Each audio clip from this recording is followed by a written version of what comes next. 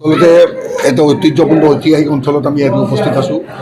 মহাপুৰুষ শ্ৰী শ্ৰীমন্ত শংকৰদেৱ কলাক্ষেত্ৰৰ নীলমণি ফুকন প্ৰেক্ষাগৃহত অসম বুলি নক'ব প্ৰাচীন কামৰূপৰ এটা ঐতিহ্যক লৈ আজি মাতো বুলি যিখন বাতৰি কাকত তেওঁলোকে এটা অনুষ্ঠান কৰিছে যে অসমৰ যি বৈশ্যসকল এই বৈশ্যসকলক তেওঁলোকে এটা পথ পৰিদৰ্শন বা পৰিদৰ্শক হিচাপে কাম কৰি যোৱাৰ বাবে এটা ব্যৱস্থা গ্ৰহণ কৰাৰ বাবে মই খুব ভাল পাইছোঁ। এইকাৰণেই বহুতে হয়তো নাজানে যে ভাৰতৰ যিটো ছিষ্টেম আমি যদি চাওঁ প্ৰায় 1000ৰ পৰা 1500 বছৰ মানে BC বুলি কয়, বিফোৰ কমন এৰা, তেতিয়া আমাৰ যিটো বৰ্তমানৰ যিটো খ্ৰীষ্টাব্দ সেইটো আৰম্ভ হোৱাই নাই।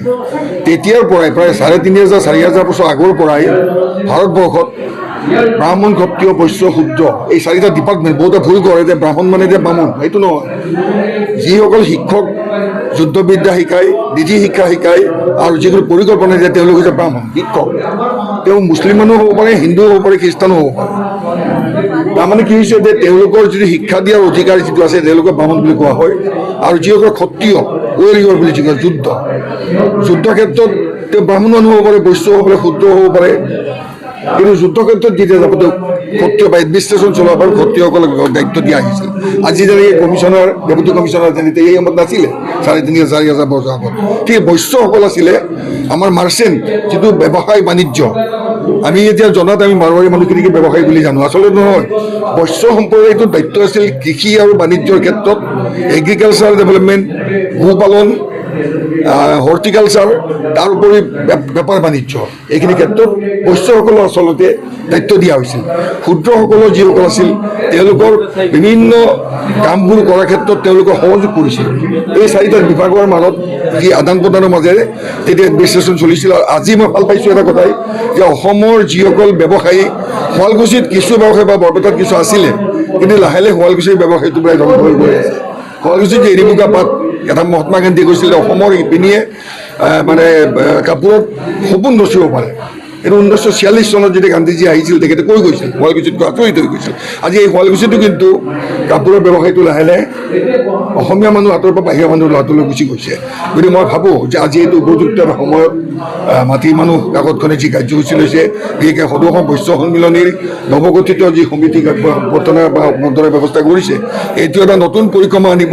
মই এটা কথা ক'ব বিচাৰোঁ, এগৰাকী সমাজকৰ্মী বা বিভিন্ন ক্ষেত্ৰত অভিযান বা বিজ্ঞান ক্ষেত্ৰৰ লগত জড়িত ব্যক্তি হিচাপে ক'ব বিচাৰোঁ, অভিযন্তা হিচাপে ক'ব বিচাৰোঁ যে ব্যৱসায়টো যেতিয়ালৈকে আমাৰ মানুহৰ মাজত নাথাকিব তেতিয়ালৈকে কিন্তু আমি যিমানে আস্ফালন নকৰোঁ, আমি যিমানে জাতীয়তাবাদ নকৰোঁ, যিমানে আমি নকৰোঁ, যিমান চিঞৰ বাখৰ নকৰোঁ, আল্টিমেট আমাৰ হাতত যিটো বাণিজ্যটো বা কৃষিটো আমাৰ হাতত নাথাকিব, আমাৰ মানুহকেইটা মূৰ তুলি কথা ক'ব নোৱাৰে। সেইকাৰণে এই পৰিৱেশটো মই ভাবোঁ এটা নতুনত্ব আনিব বুলি এটা আশা ৰাখিছোঁ।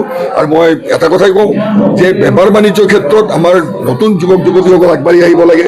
আৰু যিকোনো ক্ষেত্ৰত বৈশ্য সম্প্ৰদায়টো যিটো আছে তেওঁলোকক আগুৱাই আনিব লাগে। আৰু তেওঁলোকৰ মানুহ ল'ৰা ছোৱালী যিবিলাক আছে তেওঁলোকেও এটা বস্তু বুজি পাব লাগে যে তেওঁলোকক দায়িত্বটো দিয়া আছিল আচলতে ব্যৱসায় বাণিজ্যৰ লগতে আমাৰ এগ্ৰিকালচাৰ আৰু হৰ্টিকালচাৰ বা অন্যান্য ডেভেলপমেণ্টৰ কামবিলাক কৰিব দিয়া হৈছিল। তেওঁলোকে যদি এইটো মনোবৃত্তি দিয়ে, আৰু আজিৰ কাৰ্যসূচীৰ জৰিয়তে এটা ভাল লাগিছে, হল পেক যথেষ্ট বিভিন্ন পৰ্যায়ৰ বিশিষ্ট ব্যক্তিসকল আহিছে। আৰু সাংবাদিকৰ আজি আপোনালোকৰ যিটো মিডিয়াৰ বাহিৰে কোনো এইটো কেৰি কৰি লৈ যাব নোৱাৰে। ইয়াত মিটিংখন কৰি আমি হাত চাপৰি মাৰি চাহ পানী খাই ওলাই গুচি যাম, কিন্তু মিডিয়াই যিটো বস্তু প্ৰকাশ কৰিব, গণতন্ত্ৰৰ চতুৰ্থ স্তম্ভ মিডিয়াৰ জৰিয়তে বা সাংবাদিকসকলৰ জৰিয়তে, ইলেক্ট্ৰনিক মিডিয়াৰ জৰিয়তে, ছপা মাধ্যমৰ জৰিয়তে ৰাইজৰ মাজত যিটো ওলাই যাব যে বৈশ্য সম্প্ৰদায়ক আজি এটা জাগৃত কৰা হৈছে। যাৰ বাবে আজি ধন্যবাদ প্ৰাপ্ত নতুন আমাৰ যিটো মাটিৰ মানুহ বুলি যিখন কাকত তেওঁলোকে কাৰ্যসূচী লৈছে, সংগঠকসকলক ধন্যবাদ জ্ঞাপন কৰিছোঁ। আৰু সদৌ অসম বৈশ্য সন্মিলনীৰ সভাপতি প্ৰমুখে যিসকল বিষয়ববী আছে তেওঁলোকক মই আহ্বান জনাইছোঁ আপোনালোকৰ জৰিয়তে যাতে তেওঁলোকে সকলো পদবী লৈ বহি নাথাকে, তেওঁলোকে কাম কৰক। আৰু তেওঁলোকক দেখুৱাই দিয়ক যে 3500-4000 বছৰৰ যি পৰিক্ৰমা, তেওঁলোকৰ এটা সন্মান, সেই সন্মান অটুট ৰাখি অসমৰ বাণিজ্যখিনি তেওঁলোকে যাতে নিজৰ হাতত ল'বলৈ ব্যৱস্থা গ্ৰহণ কৰে। এইখিনিয়ে মই কৈছোঁ আৰু সকলোৰে শুভেচ্ছা জ্ঞাপন কৰিছোঁ। প্ৰতিষ্ঠাপক নেতা শ্ৰীযুত কৈলাশ শৰ্মাদেৱ, তেখেতক আমি সম্বৰ্ধনা জনাব বিচাৰিছোঁ। সম্বৰ্ধনা জনাবৰ বাবে মই মাটিৰ মানুহৰ সদস্যসকলক অনুৰোধ জনালোঁ।